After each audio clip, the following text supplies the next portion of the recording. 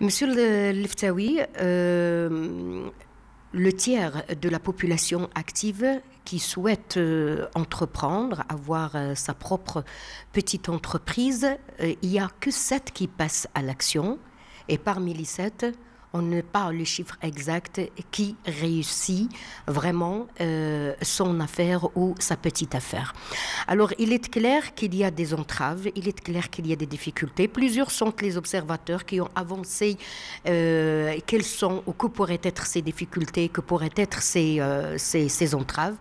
Est-ce qu'on pourrait dire que la formation en fait partie ? Merci beaucoup pour cette question. C'est une question d'actualité. Je pense qu'il traite un sujet assez important.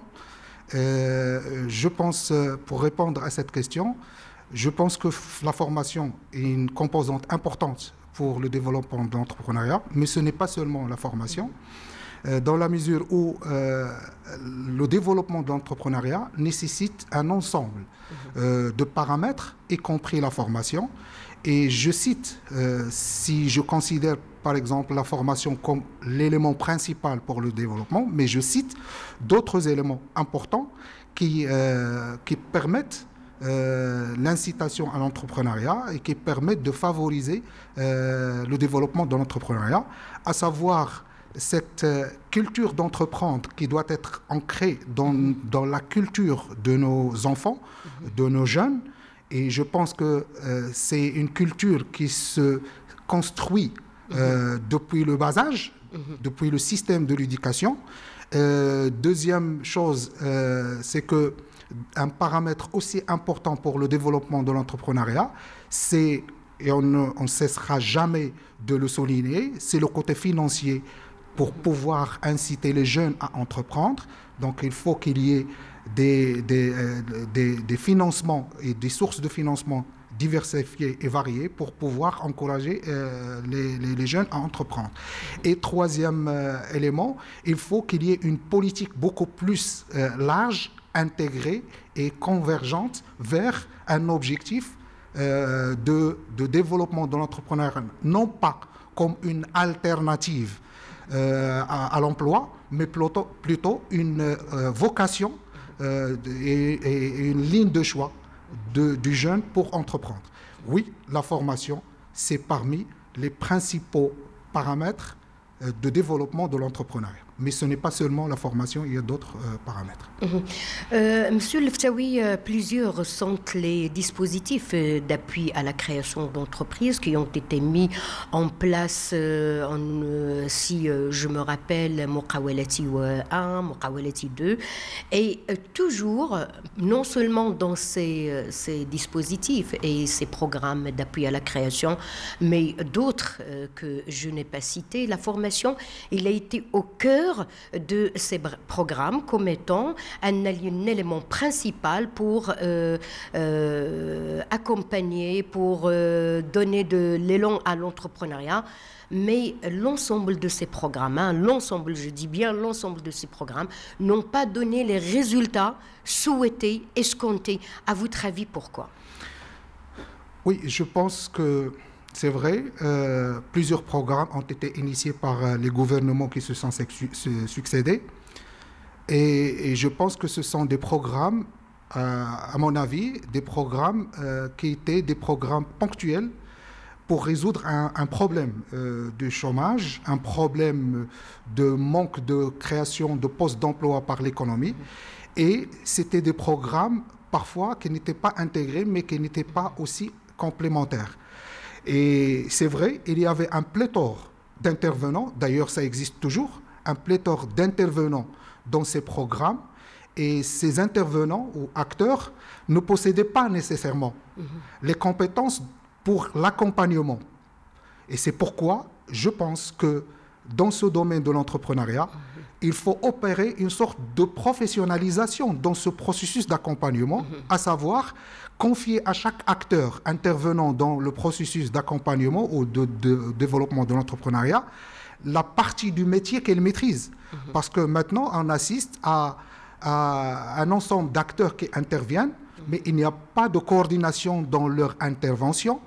et ils ne maîtrisent qu'une partie de ce processus, soit la partie accompagnement, soit la partie post-accompagnement, soit la partie démarrage, mais ils ne maîtrisent pas forcément tout le process, d'où la difficulté d'atteindre les résultats qui ont été escomptés. Et je pense, je ne vais pas dire la solution, mais parmi les solutions, c'est cette professionnalisation de ce processus d'accompagnement et ne confier aux acteurs principaux que les métiers que chacun maîtrise. Il y a l'accompagnement à travers le métier de formation, il faut confier cette partie aux opérateurs qui maîtrisent le métier de formation et confier tout ce qui est accompagnement post-création aux acteurs qui maîtrisent cette partie de post-création. Donc je pense que les résultats qui n'ont pas été aboutis, ce sont des résultats peut-être surestimés et ce sont des indicateurs qui ont été surestimés peut-être. Et je pense que avec des programmes qui viennent non pas pour encourager le développement comme étant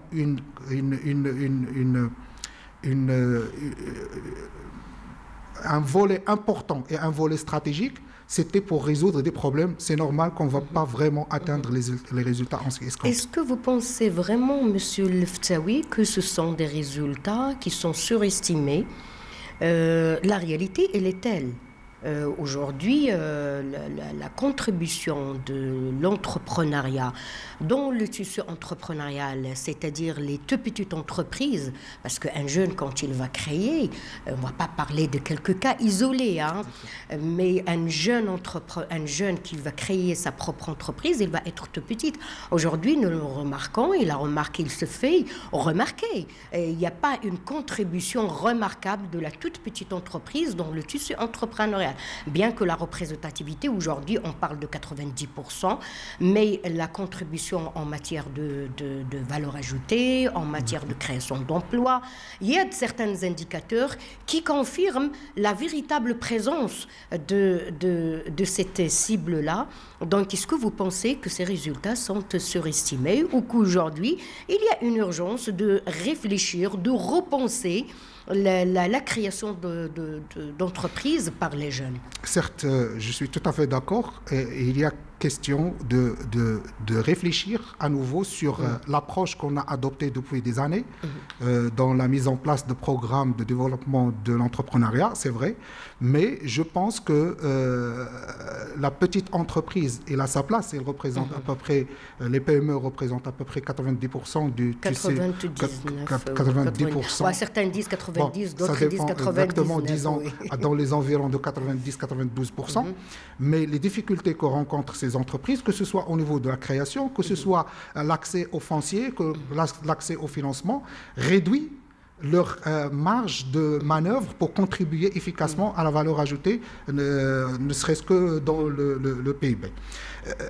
Un autre point important, et je pense que c'est dans les standards internationaux, on accompagne 7 personnes pour aboutir à la création de 2 entreprises. Pour le cas du Maroc, il y a un qui passe à l'action. De 7 personnes. C'est pas passage à l'action. Je parle de l'accompagnement, c'est-à-dire un jeune a pris l'initiative d'être accompagné pour créer son entreprise. On accompagne 7. Sur les 7, dans les standards internationaux, on aboutit à la création de 2 sur les 7 qui ont été accompagnés.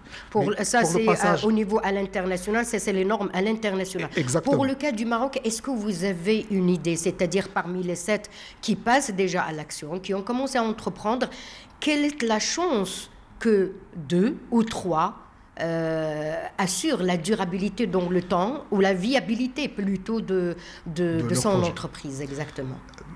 Si je prends l'exemple de l'OFPT, annuellement, on forme en moyenne entre 1200 et 1300 porteurs de projets. On les forme à l'entrepreneuriat. Dans les 1200 à 1500, à peu près 400 450 qui créent leur entreprise. Donc, c'est dans les environs de 4 sur donc 1500. de 1500 à 4 qui créent leurs propres entreprises. Voilà. Et est-ce que vous avez une idée sur ceux qui assurent la viabilité du projet? Sincèrement, nous n'avons pas fait d'études. On a fait une étude avec le MCC il y a 6 ans de là, à l'occasion de la mise en place du programme Millennium Challenge Corporation, et où on a accompagné à peu près 400 entreprises créées, et on s'est rendu compte que le taux de survie de ces entreprises qui ont survécu après 3 ans de leur création, il a atteint à peu près 85%. Et c'était important, c'est vrai, avec du dopage, avec de l'accompagnement de près, puisqu'on les a accompagnés post-création. D'ailleurs, l'Office, en plus de l'accompagnement des jeunes porteurs de projets pré-création, c'est-à-dire depuis l'idée de création jusqu'aux création et démarrage, on accompagne aussi pour le post-création. Je pense, comme vous l'avez bien posé, c'est une question qui se pose maintenant, c'est vrai. Ce sont les PME, ce sont les TPME qui créent de l'emploi. Donc, il faut revoir. Et il faut revoir 2 choses. Premièrement, mettre en place des programmes qui sont intégrés, où il y a une sorte de convergence ou de coordination des acteurs pour pouvoir arriver à l'objectif. Donc créer tout un écosystème où tout le monde il contribue pour faire réussir vraiment avec une sorte de coordination. Pour contribuer à cette marche. Justement, Monsieur Leftaoui, aujourd'hui l'entrepreneuriat, d'ailleurs l'entrepreneuriat ou créer sa propre entreprise a été toujours présenté comme étant une solution miracle. Aujourd'hui, c'est une nécessité impérieuse pour répondre à cette fameuse question, je ne vais pas dire au chômage, mais d'employabilité. Créer sa propre entreprise, créer son emploi lui-même, puis par la suite, pour peut-être pas créer pour les autres. Alors aujourd'hui, développer l'entrepreneuriat est devenu une nécessité impérieuse. Il doit passer à une vitesse beaucoup plus supérieure. Alors comment est-ce que l'OFPPT aujourd'hui compte contribuer à cette marche? Aujourd'hui, le Maroc, elle va s'engager dans une véritable marche. D'accord. Oui, c'est vrai. Il faut dire que maintenant, l'entrepreneuriat est devenu le levier principal du développement économique du pays, de par la création de postes d'emploi, mais aussi de la dynamisation de l'économie. Et je pense que les discours royaux, ils ont souligné à maintes reprises cette question de développement de l'employabilité des jeunes à travers aussi et surtout le développement de l'entrepreneuriat. Je pense que l'OFPPT a été toujours un acteur principal dans le développement de ces programmes.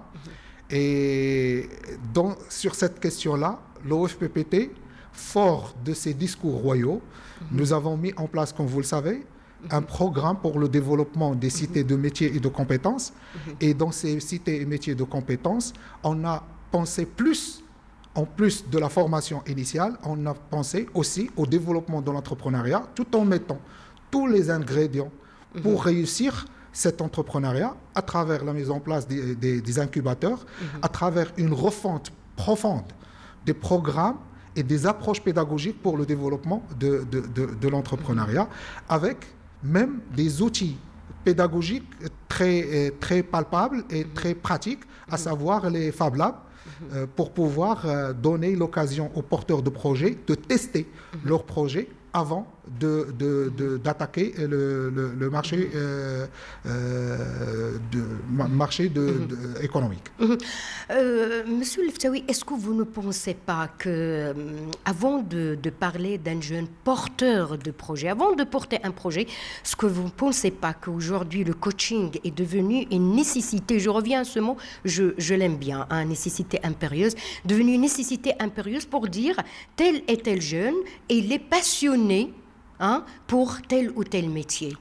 Oui, je suis tout à fait d'accord. D'ailleurs, je vous ai parlé de l'approche, je vous ai parlé des programmes, des cités de métiers et de compétences, mais aussi dans ces cités de métiers et de compétences, et d'ailleurs ça va être généralisé à tous les établissements de formation de l'OFPPT, c'est qu'on va intégrer déjà, on a intégré un module de formation qui va permettre aux jeunes de développer des attitudes positives au développement de l'entrepreneuriat et de développer des attitudes pour la prise de risque et du travail indépendant.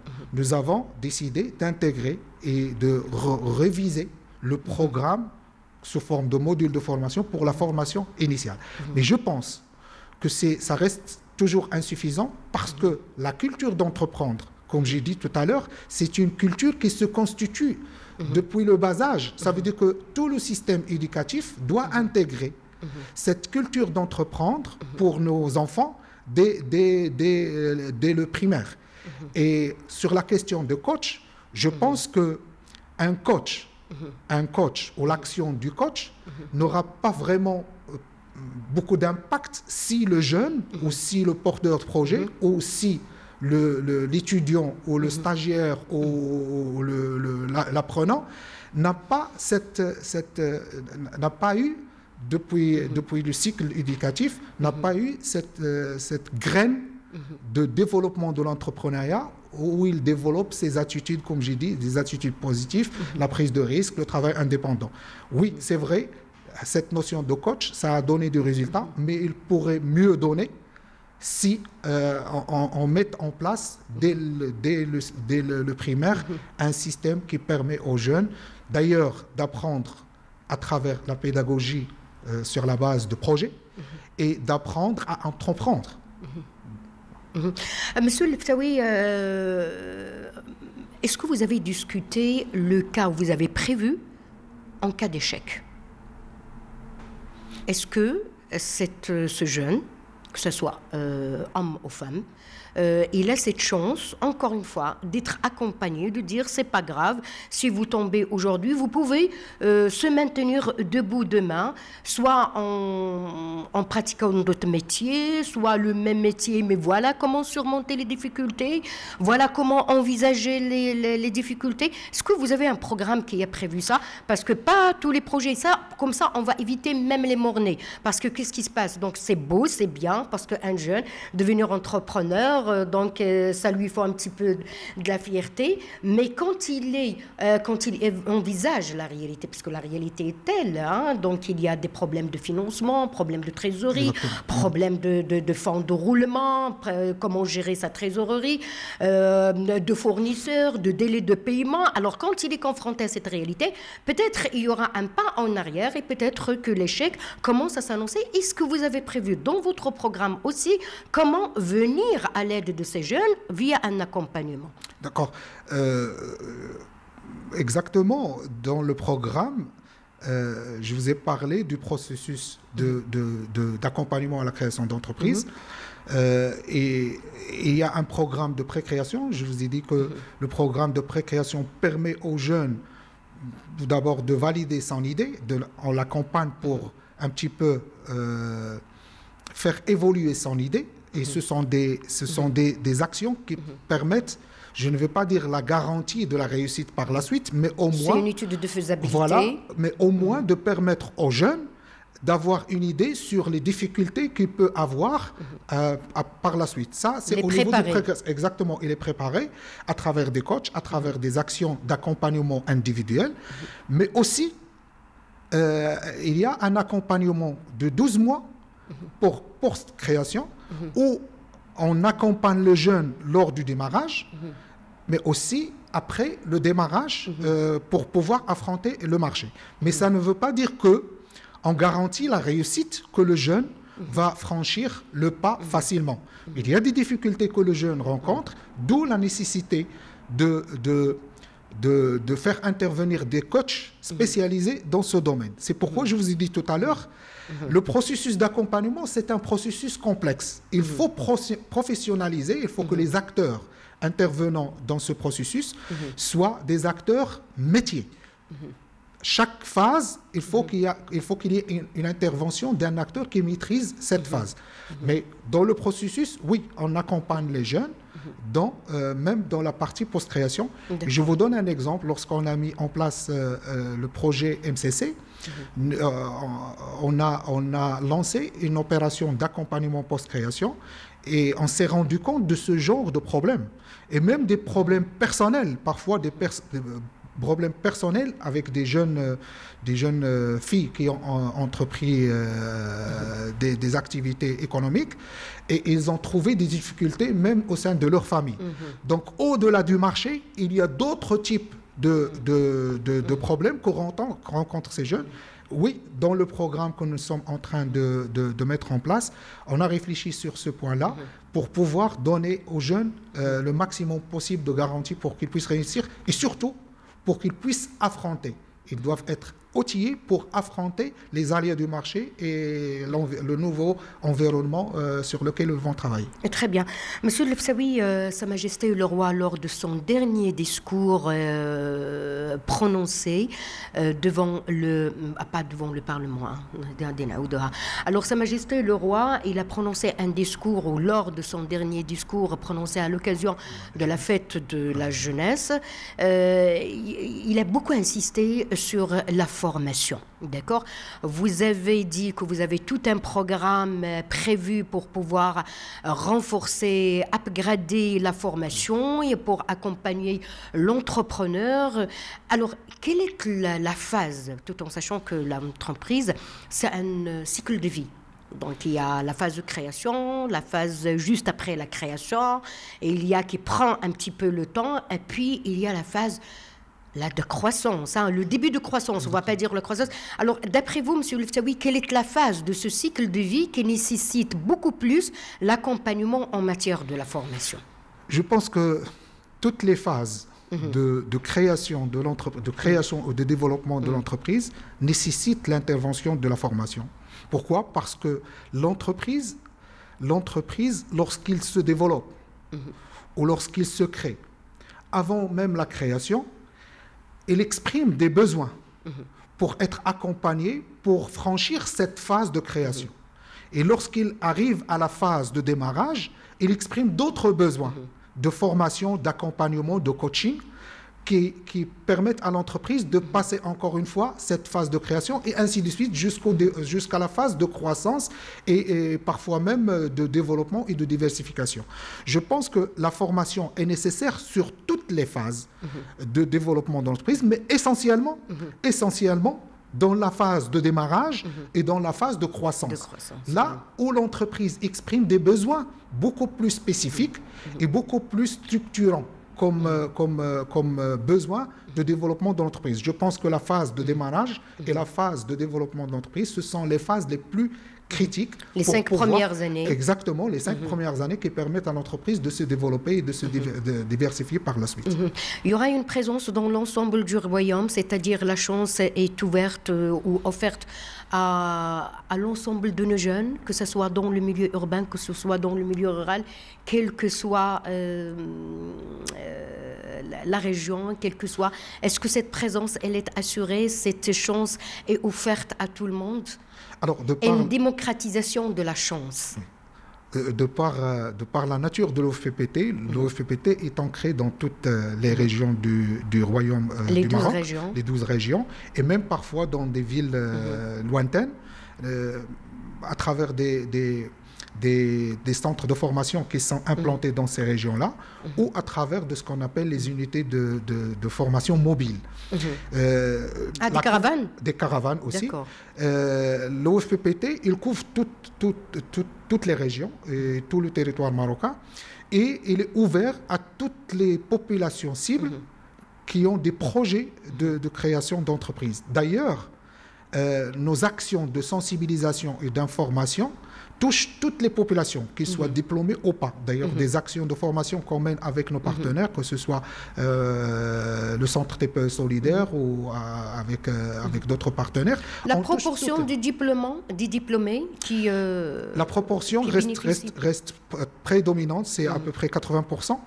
Mais ce qui compte dans ce genre de sujet, d'entrepreneuriat, c'est la pertinence de l'idée et c'est la volonté du jeune à entreprendre et à réussir. Je pense que le diplôme pour les lauréats de l'OFPT, ça donne de l'avantage parce qu'ils maîtrisent un métier.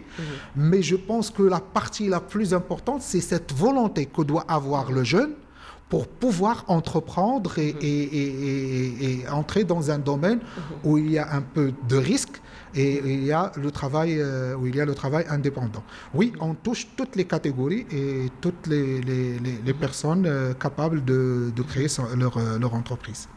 Le pourcentage des femmes qui bénéficient de Alors, cette le pourcentage des formation femmes reste relativement moyen, c'est à peu près 27%. Mais lors d'une étude, je me réfère toujours, vous l'avez remarqué, lors d'une étude que nous avons menée avec le MCC, nous avons constaté que ce sont les femmes qui réussissent le plus, malgré les problèmes qu'ils ont rencontrés, et ils ne baissent pas les bras comme les jeunes. Et je vous donne des exemples que nous avons rencontrés, que nous avons résolus, que ce soit avec les banques, ce sont les femmes qui insistent auprès des banques, et ce ne sont pas des jeunes. Et ce sont les femmes qui affrontent le mieux et d'une façon efficace les problèmes rencontrés au niveau du terrain. Malheureusement, ça reste encore relativement moyen, 27% de ce que nous accompagnons. Les incubateurs, est-ce que ce sont les grandes entreprises? Non, ce ne sont pas pour les grandes entreprises, plutôt le contraire, c'est pour les petites entreprises. Non, les incubateurs, c'est-à-dire ceux qui parrainent. Est-ce que ce sont les grandes entreprises comme le cas qui a été pratiqué, nous l'avons vu avec l'OCP, avec CDG et d'autres exemples? C'est pas seulement les grandes entreprises, c'est vrai parce qu'ils ont les moyens et tout, mais nous avons des exemples comme le conseil régional d'El Jadida qui a mis en place un incubateur, l'OFPT qui va mettre en place un incubateur pour l'innovation et d'autres organismes, si je prends le centre TPE solidaire où il a mis en place des incubateurs, mais ce ne sont pas vraiment les grandes entreprises et je pense que ça doit être une culture qui doit s'instaurer et qui doit être élargie pour pouvoir toucher tous les organismes et toucher toutes les populations cibles. Parce que nous l'avons constaté à travers des études, la première problématique, c'est la problématique de l'accès au foncier, surtout pour les grandes villes. L'accès au financement et surtout en deuxième lieu, l'accès au financier. Ces incubateurs, ils vont résoudre non seulement cette question de l'accès au foncier, mais aussi ces jeunes qui démarrent dans la vie active en tant que jeunes entrepreneurs, ils vont bénéficier du coaching, d'un accompagnement et bien sûr ça va le impacter financement aussi, parce que le message adressé par Sa Majesté à l'ensemble des banques, voilà, il a été clair. Alors Monsieur Abdelaziz Leftaoui, je rappelle que vous êtes directeur au central à l'OFPT. Merci encore une fois d'avoir accepté de répondre à nos questions et pour l'Observateur du Maroc et d'Afrique et pour Med Radio, et merci de nous avoir reçus dans vos locaux. Merci beaucoup madame et tout l'honneur est pour moi pour vous répondre. Merci.